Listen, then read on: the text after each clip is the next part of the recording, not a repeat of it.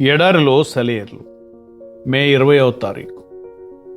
తండ్రి నాకు అనుగ్రహించిన గిన్నెలోనిది నేను త్రాగుకుందునా? యోహాను సువార్త 18వ అధ్యాయము 11వ వచనం. ఒక చిత్రకారుడు తాను చిత్రిస్తున్న పటం గురించి ఎంత శ్రద్ధ తీసుకొని చిత్రిస్తాడో అంతకంటే ఎన్నో వేల రెట్లు ఎక్కువగా దేవుడు మన జీవితాలను లక్ష్య పెడుతూ ఉంటాడు. ఆయన తన కుంచెతో ఎన్నో దుఃఖాలను మన జీవిత చిత్రంపై గీస్తుంటాడు. ఎన్నో పరిస్థితుల రంగుల్ని పులుముతుంటాడు. ఈ విధంగా తన దృష్టిలో అత్యున్నతమైన అతి మనోహరమైన చిత్రంగా తీర్చిదిద్దుతాడు.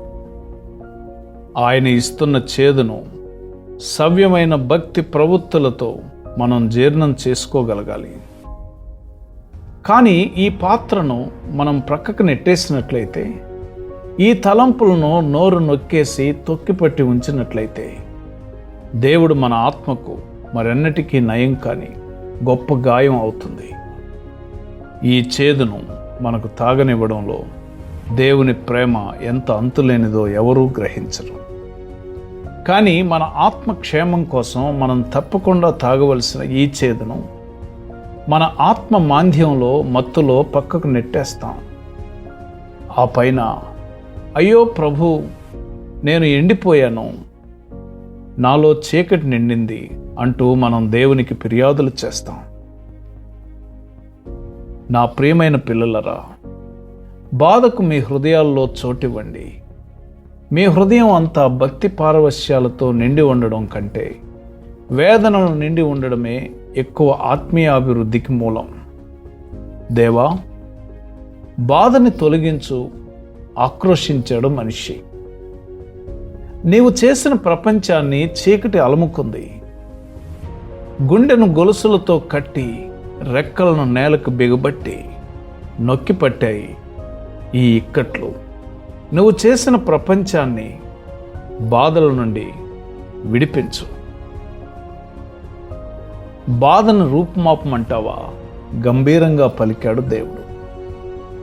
ఓర్చుకొని శక్తి నొందే అవకాశాన్ని నీ ఆత్మకు లేకుండా చేయమంటావా? గుండెను ముడివేసే సానుభూతిని సమూల నాశనం చేస్తే, త్యాగాన్ని లోకం నుండి తొలగిస్తే నీ హతసాక్షులు ఇంకెవరు? అగ్నికి ఆహుతై ఆకాశానికి ఎగిసేదెవరు? ప్రాణం పెట్టే ప్రేమను, ఆ ప్రేమ తెచ్చే చిరునవ్వును తీసేయమంటావా? క్రీస్తు శిలువకు ఎగబ్రాకే కరుణాశక్తిని నీ జీవితం నుండి తీసేయమంటావా?